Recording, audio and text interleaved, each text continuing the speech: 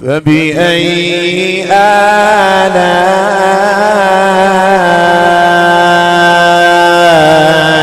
ربكما تكذبان۔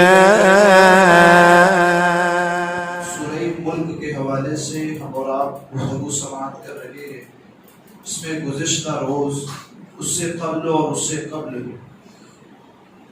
جو باتیں ہم نے اور آپ نے سماعت کی، اس میں داروغ جہنم اور جہنمیوں کے جہنم میں داخل ہونے کا جو ایک سلسلہ ہے اور ان کی ایک بات چیت ہے کہ جہنمی یہ جواب دے گے، ایسا جواب دے گے، اس حوالے سے بڑی تفصیلی گفتگو ہوئی، جس میں ان کا آخری جو کلام آیا جہنمیوں کا وہ یہ کہ کاش ہم دنیا میں سنتے، جب ہمیں اپنے رب کے احکام سنائے جا رہے تھے اس وقت ہم سنتے اور سننے کے بعد ہم اس سے سمجھتے۔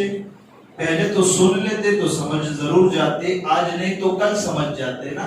آج جو نہیں سمجھتے ہیں کہ شراب پینا بری چیز ہے، وہ عمر کے 60ویں سال میں پہنچ کر سمجھ جاتا ہے کہ میں نے زندگی میں جو کیا وہ غلط ہے۔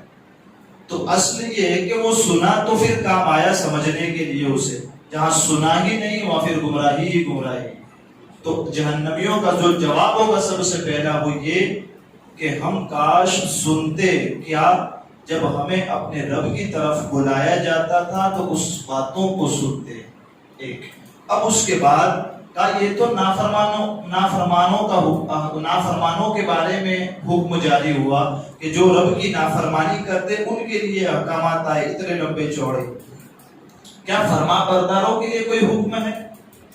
جنہوں نے اطاعت کی اپنے رب کی، جنہوں نے حکم مان لیا اپنے رب کا، ہاں جنہوں نے زندگی میں باتیں سن لی سنانے والوں کی، اس پر عمل کیا، تو کیا ان کے لیے رب نے کوئی حکم نازل فرمایا؟ رب کہتے قرآن اللہ تبارک و تعالیٰ ارشاد فرماتا ہے ان الذین یخشون ربهم بالغیب لهم مغفرۃ واجر کبیر۔ سبحان اللہ۔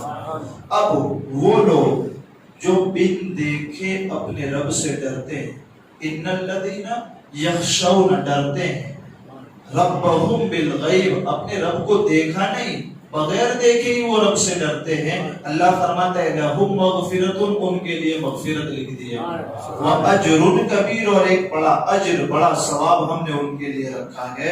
تو اللہ تعالیٰ نے کفار کے بارے میں وعید بیان فرمائی کہ ان کے ساتھ یہ کریں گے، لیکن جنہوں نے رب کو مانا، اس کے احکام کو مانا، اس کے احکام پر عمل کیا، اب رب فرما برداروں کے بارے میں وعدہ فرماتا ہے کہ ہم نے ان تمام کو بخشنے کا وعدہ کر دیا۔ جو ہم سے ڈرتے گئے، ڈرنے کے بعد ہمارے دیے ہوئے احکام پر عمل کرتے ہیں، ان کے لیے جنت کا وعدہ عطا فرمایا۔ یعنی کہ وہ جو اپنے رب کو جس نے دیکھا نہیں اور اس کے عذاب سے ڈرتا، رب کو بھی نہیں دیکھا، قیامت میں آنے والے عذاب کو بھی نہیں دیکھا، جہنم کو بھی نہیں دیکھا، کسی چیز کو نہیں دیکھا، کسی بھی چیز کو نہیں دیکھا، اس کے باوجود بھی دنیا میں وہی کرتا جو اپنے رب کی خواہش تھی، اپنے رب کی مرضی تھی وہی کرتا رہا۔ تو رب فرماتا ہے اپنی خواہش کو قربان کر کے اس نے میری خواہش یعنی کہ میرے احکام پر عمل کیا تو ہم اسے بدلہ جنت کا عطا۔ یہ ایک اور جگہ پر اللہ ارشاد فرماتا ہے من خشی الرحمن بالغیب وجاء بقلب منیب، جو رحمان سے بن دیکھے ڈرتا ہے اور رجوع کرنے والا دل لے کر کے آتا ہے اپنے رب کی بارگاہ میں، تو اللہ فرماتا ہے ادخلوها بسلام، داخل ہو جا سلامتی والے گھر میں، جنت میں داخل ہو جا، ذالک یوم الخلود، یہ ہمیشہ رہنے کا دن ہے، اس سے کبھی تجھے نکالا نہیں جائے گا۔ یہ ہے اصل مسئلہ کہ رب کی احکام، رب کے جو قانون ہے اسے جاننے کے بعد اسے سمجھیں اور سمجھنے کے بعد اس پر عمل کرنے کی کوشش کریں کہ جنہوں نے عمل کیا رب نے ان کے لیے وعدہ فرمایا کہ ہم انہیں جنت عطا کریں گے۔ اس کے بعد ایک حدیث پاک یہ آتی ہے خاص کیا یخشون ربهم بالغیب، اپنے رب سے بن دیکھے ڈرے۔ جو ڈرنے کا لفظ ہے نا، خوف خدا کا لفظ جو آیا، اس پر نبی اکرم نور مجسم صلی اللہ تعالی علیہ وسلم کی حدیث پاک آپ سماعت کریں کہ حضرت ابو عمران رضی اللہ تعالیٰ فرماتے ہیں کہ مجھے خبر پہنچی کہ حضرت جبرائیل علیہ السلام ایک مرتبہ بارگاہ رسالت میں روتے ہوئے حاضر ہوئے. اللہ اکبر. کون؟ حضرت جبرائیل حضور صلی اللہ تعالی علیہ وسلم کی بارگاہ میں روتے ہوئے حاضر ہوئے. اب مجھے یہ بتائیں کہ اس کائنات میں معصوم کون ہے جن سے گناہ ہو ہی نہیں سکتا؟ وہ ہے نبی اور وہ ہے فرشتے.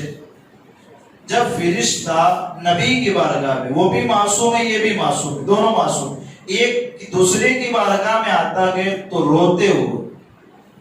جن سے گناہ ہو ہی نہیں وہ روئے کیوں؟ پھر روئے تو وہ نا کہ جس سے کوئی کام غلط ہو گیا ہو، جس پر اسے شرمندگی ہو، اب وہ اپنے کام کے بارے میں پچھتاتا ہو تو پھر اسے رونا آتا ہے.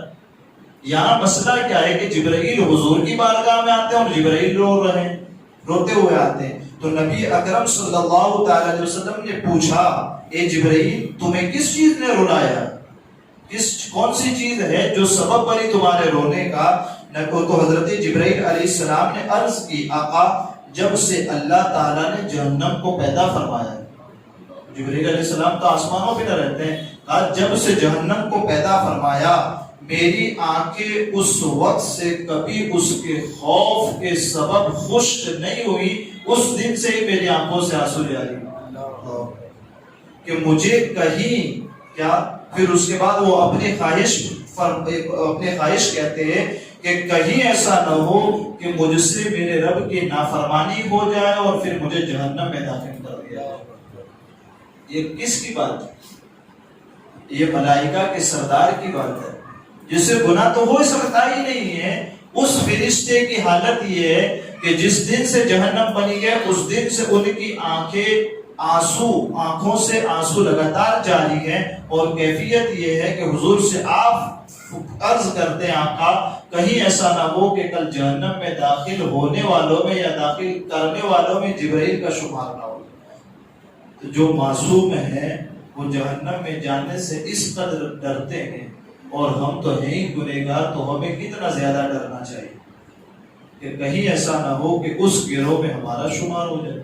اس بات کو بھی ہمارے اپنے ذہنوں میں رکھیں، اللہ سے ڈریں اور نیک عمل کرنے کی طرف آئیں، اپنی دنیا اور آخرت کو سنوارنے کی کوشش کریں. اللہ تعالیٰ مجھے آپ کو کہ سنت سے زیادہ علم و عمل کی توفیق عطا فرمائے. بیان میں ہمارے کہنے میں، آپ کے سننے میں عمدن سہون کوئی خطا ہوئی ہو، اللہ عز و جل اسے معاف فرمائے. وصلی اللہ تعالی علی خیر خلقہ محمد وعلی آلہ واصحابہ اجمعین.